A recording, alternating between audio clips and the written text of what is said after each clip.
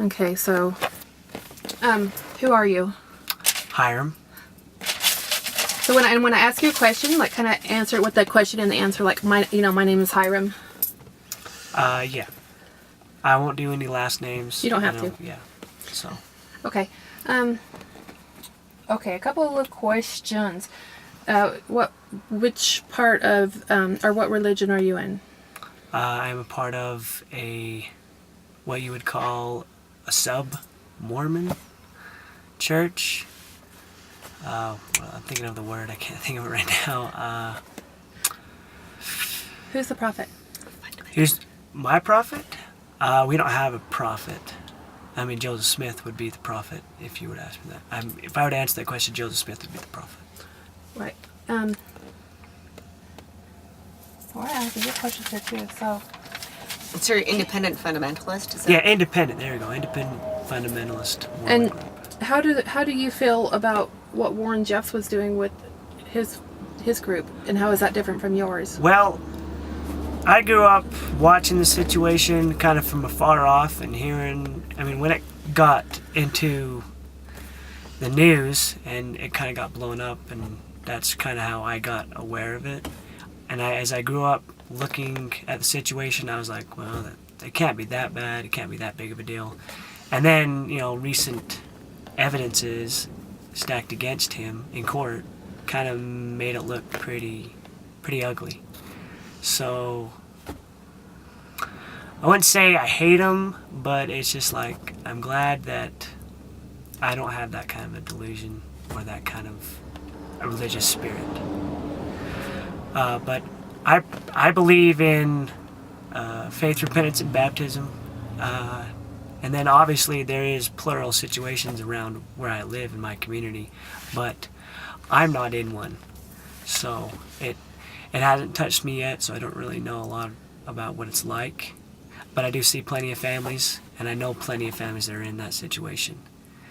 So if the opportunity was presented to me, sure, I would enter into a plural situation. But You're not married yet? No, I'm not married yet. I probably won't be for another couple of years. What does it take to be married? Do you fall in love, or is it a set-up marriage by prayer? Well, it definitely can be a fall in love. I mean, it's all about choice where I come from. If you choose something, then that's what you get, and nobody bashes on you, and you're not exiled from the community. Everybody accepts you. You're not stepped down if you don't marry into a plural situation. But if somebody says, if a religious leader says, we think that this is where you should be, and the girl says, yeah, I think that too, then that's how it happens. So, have you had a happy childhood? Yeah, I've had a lovely childhood. Yeah, what are some fun things you've done in your childhood? Gone to Lagoon. I had a girl kiss me in the 3rd grade. Is that your only kiss? No.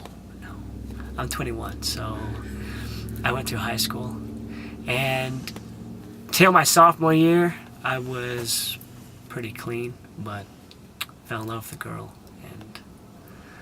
but it didn't pan out. We didn't get married, but Was she part of the group? yeah, she was a girl inside our community. Mm-hmm. So. And how many brothers and sisters do you have? 7. Total? That's it? Yeah. And how many mothers do you have? 1. One. So your mom and dad aren't in a plural marriage? No? Okay, but you were around a lot of other plural marriages? Oh yeah. Well, I have uncles and nephews. Uh-huh. So. Where does the plural marriage belief come from, and why is it important?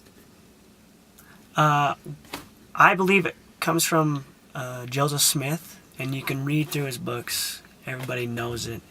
It's in his books. It's in the Doctrine and Covenants. So is that D&C 132? Yeah.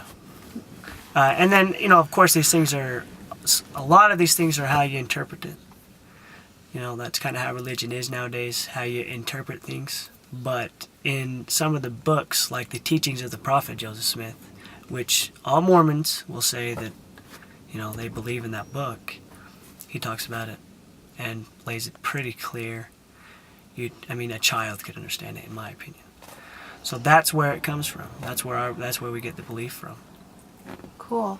And can you tell me what Zion means? Zion. A community of people who are striving to see their Father in heaven. That's what I'd imagine a Zion being. Okay. What is the United Order, and do you do that in your group? Or the United Effort Plan, or tithing? I don't pay tithing right now. I'm a missionary, so I don't have any income, and all my labors go to the community for free 24/7, and I have some other responsibilities as a missionary. But there are United Effort plans, but they're not big. They're small, like 3 or 4 families. What do they do? Raise animals, livestock, and then they just share with everybody. Everybody pitches in a certain amount of income, and that raises up the livestock and the benefit you get out of working together. Yeah. Can you tell me about the homes that are over there, because they're so amazing, and how did they get those homes so beautiful and big and amazing? Well, it's probably because those guys know how to run stocks, and they're ambitious and they're smart. I don't need to name names, but there's a man over there who didn't go to college, and he's got a house that size. So he's smart. He's smart, and he doesn't have a billion wives that give him all this money. He's smart. He's very smart. Is there a lot of jealousy between the wives? Have you seen a lot of jealousy between the mothers and the sister wives? Hell yeah. That's life. That's human nature. I'm jealous of my little brother because he has something cooler than I do. Or my little brother's jealous of me because I get away with sneaking out of the house late at night, and if he got caught sneaking out, he'd get his ass whooped or something like that. I should say bottom, not like that. That was rude. How long are the missions for? How long do they last, and how do you get chosen to do a mission? You don't get chosen to do a mission. You volunteer, and you just talk to the bishop, and you ask him if he feels okay, and then he just looks over your record, kind of, and if he feels like you can get on the mission and follow the rules and be productive and it will actually do something for your life, then he lets you on. And I've never seen somebody be turned down ever. So it's very liberal, and it's all about if you want it. And then I've seen guys get on and then drop out. How long? Because they were done. How long do they last? It's 2 years, roughly. It's a standard church. I think the church does 2-year missions, so it's a standard church mission. And can anyone come in and join the church if they listen to lessons and believe in it? Anybody, yep. Every person. Black, Mexican, Oriental. So it's okay to have black people in your church? Yeah. There was a black family back in the time of Joseph Smith, the Green family, I believe. And Joseph Smith said that was one of the most outstanding families he's ever seen. So we are not biased against race or anything like that. Is it taught that this is the chosen land here, or is it in Missouri? Or where is the chosen land? I don't really know, and we don't hear about what the chosen land is. We talk about and worry about ourselves, and we don't worry about what the chosen land is right now. Now, we live in Centennial, and we believe that because that's where we live, we should beautify it and make it a place, of beauty, where we believe God would be pleased that we beautified that area. I'd be pleased to live there. Right. So, we believe that, but we don't believe that someday we're going to move to Missouri, per se. I don't know. It's based on, religious revelations that are in our history. So So most of the history comes from. So is Joseph Smith is the only prophet, or does he have succeeders coming after Well, him? he has. I mean, of course, Joseph Smith had Brigham Young, and then Brigham Young had John Taylor, and so on and so on. But Joseph Smith is the prophet, if you were to ask me.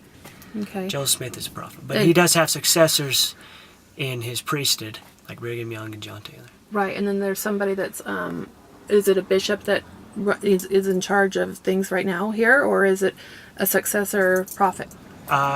There are bishops, but we do believe that there are successors all the way down to nowadays. We believe that. Have you heard of the Lost Boys and how in the other group they kick the young boys out? Yeah, I've heard about it. Yeah. What do you think about them throwing out the young men that are like your age and younger? I feel sorry for him because, you just kicked out a whole generation of boys. And I'm sure it wasn't just guys. But I'm sure, they just kicked out a whole generation of their people who are going to grow up and be resentful. Or maybe they'll get over it and come back. Maybe, I don't know. I have no idea. I haven't talked to really any of them. I've gone out to a couple parties and seen them there, but they're kind of confused. So I don't know. How do you get a confirmation that you know something is right between having the spirit or just a nervous, fluttery feeling that you have? How do you know when you have the spirit or when the adversary is affecting you? The adversary or the spirit?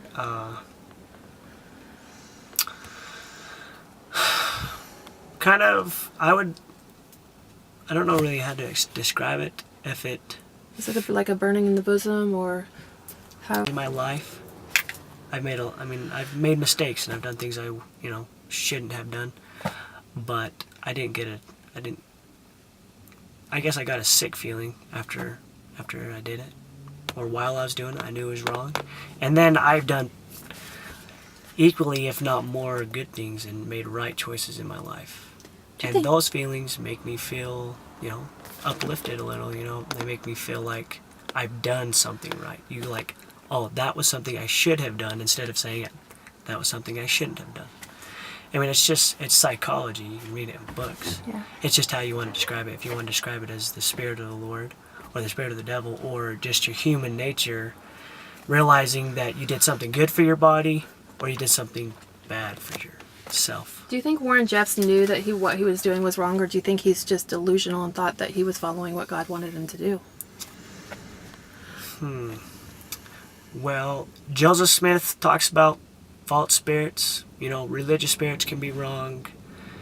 And I'm sure that Warren Jeffs got himself so caught up in what he thought was right and what he believed in that it took him somewhere dark, somewhere wrong. What would you suggest as a way for the people that were hurt by Warren Jeffs to do to heal? Well, that's a tough question for me because I'm not them, and I definitely have not had those experiences in my life, and I haven't seen a lot of them at all ever. Yeah. First-hand experiences. But Are the Russians and the Chinese going to come in and blow everybody up? no, I don't think so. I hope not. I don't want to eat my words, but China definitely is a rising power, but that's just politics and economy. That's just what's going on in the world today. Can you tell me about the priesthood and if there are different levels of the priesthood? Is it the same as like Aaronic priesthood, Melchizedek priesthood, and how do you get it? Nope, you just said that the types of priesthood in my knowledge. Joseph Smith teaches Melchizedek priesthood and Aaronic priesthood. Aaronic priesthood, the priesthood of Aaron, you get that, and then Melchizedek, the priesthood of, Moses had the Melchizedek priesthood. And you get that by the laying on of hands by one who's in authority. It's no ethereal thing where a heavenly messenger comes down and gives it to you unless that's what needs to be. Right. And what about the 144,000? Do you believe in that? I do believe in that. You believe in what? I believe that there will be 144,000 I'm not going to say Christs, but men who fulfilled their missions on men and women who fulfilled their missions on this earth to their fullest extent. And what about astrology? What about it? I mean, Do you believe in astrology? yeah. Okay. Is there anything else that you would like to add?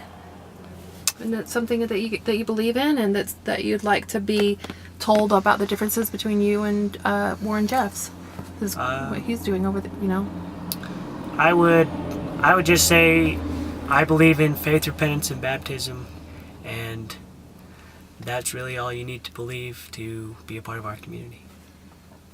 Great. Thank you.